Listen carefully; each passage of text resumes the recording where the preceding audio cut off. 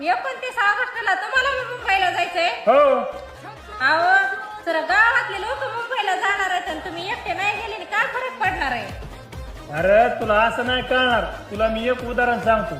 एक राजा होता आणि त्याला बघायचं होतं आपल्या नगरीमधले लोक किती इमानदार आहेत. मग तो काय करतो, सगळ्या गावात दौंडी देतो की आपल्याला उद्या संध्याकाळी सगळ्यांनी अर्धा लिटर दूध आणून गावातल्या मंदिरात हौदामध्ये टाकायचं.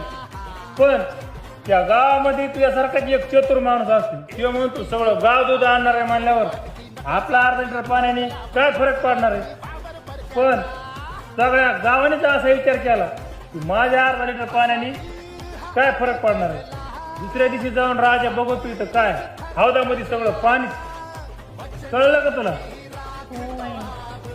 समजणे वाले को इशारा काफी आहे. मित्रांनो यावंच लागतं.